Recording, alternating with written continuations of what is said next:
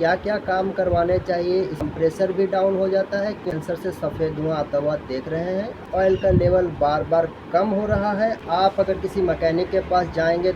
नमस्कार दोस्तों, क्या आपकी बाइक सफ़ेद धुआं दे रही है? जब भी आप अपनी बाइक को स्टार्ट करते हैं, साइलेंसर से सफ़ेद धुआं आता हुआ देख रहे हैं। आपकी बाइक में इंजन ऑयल का लेवल बार बार कम हो रहा है और स्पार्क प्लग भी बार बार शॉर्ट कर रहा है। आज के इस वीडियो में सफ़ेद धुआं आने वाली प्रॉब्लम क्यों होती है इसके बारे में बात करेंगे और इंजन के को ठीक करने के लिए इसके बारे भी बताएंगे। तो दोस्तों, आपने अगर चैनल को अभी तक सब्सक्राइब नहीं किया है तो प्लीज़ सब्सक्राइब कर लीजिए और वीडियो को लास्ट तक देखिए। सारी जानकारी आपको इस बारे मिलने वाली है। तो चलिए इस वीडियो में आगे बढ़ते हैं।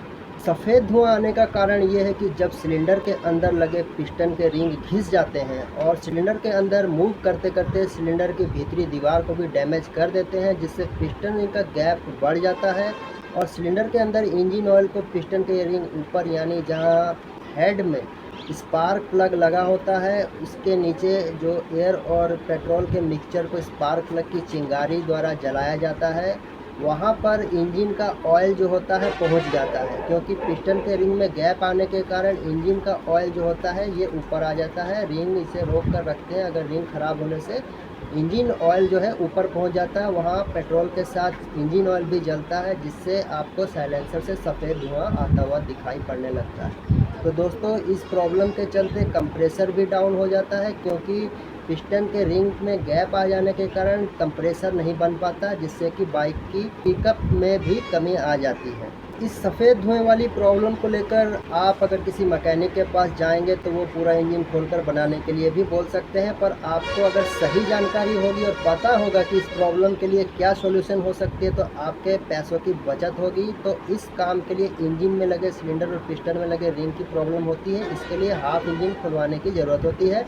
फुल इंजन आपको नहीं खुलवाना है। पिस्टन और रिंग को चेंज करवा देना चाहिए और इसके लिए एक कंडीशन ये होती है कि आपकी बाइक के इंजन के सिलेंडर को 2 से 3 बार से ज़्यादा बोर नहीं किया होना चाहिए। सिलेंडर 2-3 बार बोर किया गया हो तो आपको सिलेंडर पिस्टन का सेट ही चेंज करवा लेना चाहिए, क्योंकि जितनी बार बोर होगा उतनी बार में सिलेंडर का जो साइज़ भी बड़ा होता रहेगा और पिस्टन भी ओवर साइज का होता चला जाएगा, जिससे माइलेज कम हो जाता है। अगर सिलेंडर पहली बार बोर करना है तो स्टैंडर्ड साइज़ का पिस्टन और रिंग लगेगा, यानी कि आपकी बाइक में अगर पहली बार बोर हो रहा है, कंपनी का जो ओरिजिनल सिलेंडर था इसको आप पहली बार बोर कर रहे हैं तो स्टैंडर्ड साइज़ का पिस्टन लगेगा। इसके बाद अगर दोबारा बोर करेंगे तो फर्स्ट ओवर साइज़ का पिस्टन यानी 25 का पिस्टन लगेगा और तीसरी बार बोर कर रहे हैं तो आपको 50 का पिस्टन लगेगा।